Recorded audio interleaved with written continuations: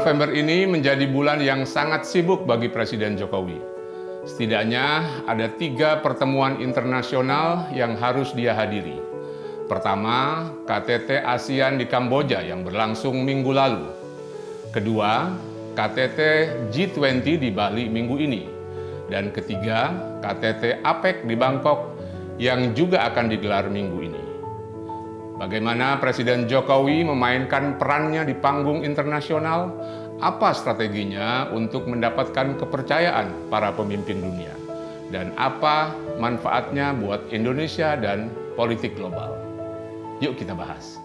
It's not China's maritime. Another source of tension between Germany the US and and India China will be is sending the warships. The war in Ukraine is entering a new Protests phase. have turned violent in dozens of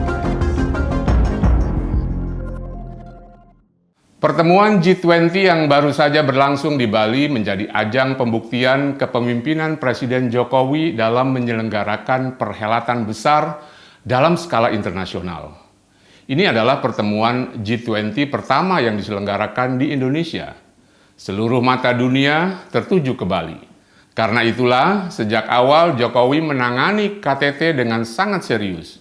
Bukan hanya karena ada beberapa side event G20 yang diselenggarakan lebih awal, tapi juga karena ada potensi kendala berupa perang Rusia dan Ukraina. Seperti kita tahu, beberapa minggu setelah invasi Rusia ke Ukraina, negara-negara Barat mengultimatum agar Rusia tak diundang ke Bali. Jika tidak, mereka akan memboikot KTT. Sejak saat itu, Jokowi pun punya tugas ekstra, berusaha mendamaikan kedua negara yang tengah bertikai dan memastikan perang di Ukraina tak akan mengganggu jalannya KTT G20. Bagi Jokowi, ini bukan hanya soal perdamaian, tapi pertaruhan Indonesia di mata dunia. Untuk itulah, pada akhir Juni, Presiden Jokowi pergi ke Ukraina dan Rusia, menemui Presiden Volodymyr Zelensky dan Presiden Vladimir Putin. Dia mengajak keduanya menghentikan perang dan berdamai. Jokowi juga mengundang keduanya untuk datang ke Bali. Bahwa setelah itu perang masih berlangsung dan keduanya tidak datang ke Bali, itu hal lain. Tapi Jokowi sudah berusaha keras mengatasi satu masalah yang berpotensi mengganggu kelancaran KTT. Usaha Jokowi mendatangi Zelensky dan Putin tentu dipantau dunia, khususnya para pemimpin negara G20. Mereka melihat keseriusan dan ketulusan sang presiden untuk mencarikan solusi bagi krisis di Ukraina dan berusaha keras agar KTT G20 berjalan sesuai rencana. Ketika serangan Rusia meningkat dan penyelenggaraan KTT G20 semakin mendekat, Jokowi tidak putus asa.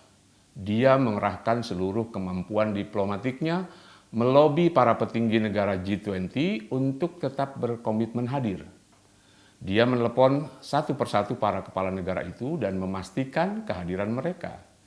Hasilnya tidak mengecewakan, hampir seluruh petinggi negara datang, termasuk Presiden Amerika Serikat Joe Biden dan Presiden China Xi Jinping.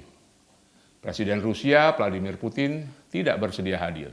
Presiden Brazil juga tidak bisa hadir karena baru saja kalah dalam pemilu, sementara penggantinya belum dilantik. Sementara Presiden Meksiko memilih mengutus menterinya ketimbang datang sendiri. Presiden López Obrador memang dikenal unik, jarang keluar negeri dan sering melakukan hal-hal aneh. Misalnya, dia berencana menjual pesawat kepresidenan dengan alasan mau mengirit anggaran negara. Dengan kondisi seperti itu, kehadiran petinggi Brazil dan Meksiko tak terlalu diharapkan.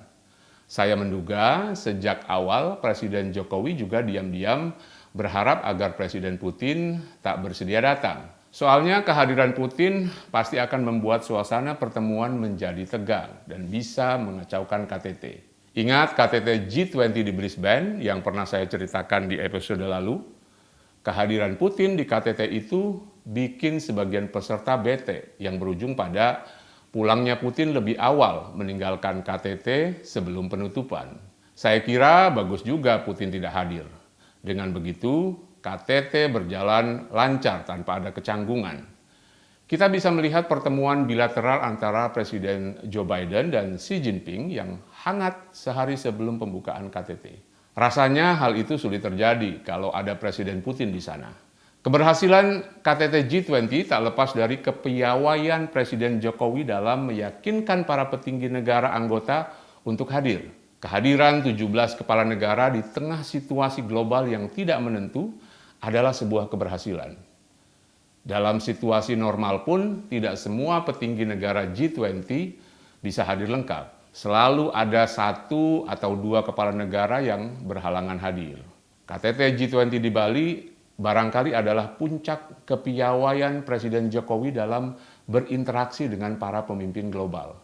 Semua dikerjakan sesuai takarannya, mulai dari memimpin rapat, menyambut makan malam, hingga mengajak mereka keliling hutan mangrove. Tahun depan, Indonesia akan menjadi ketua ASEAN dan Jokowi akan memainkan peran regionalnya sebelum dia mengakhiri jabatannya pada tahun 2024 nanti. Penyerahan keketuaan ASEAN secara resmi sudah dilakukan di Kamboja minggu lalu.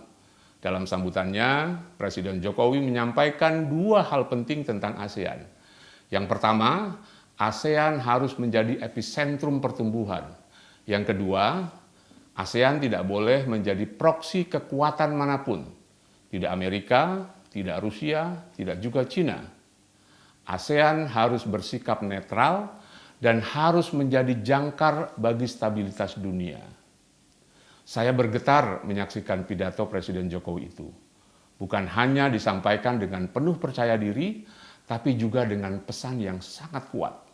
Jokowi ingin menjadikan ASEAN pusat pertumbuhan ekonomi dan ingin merangkul semua kekuatan global, bukan memusuhinya atau menjadikannya bos besar.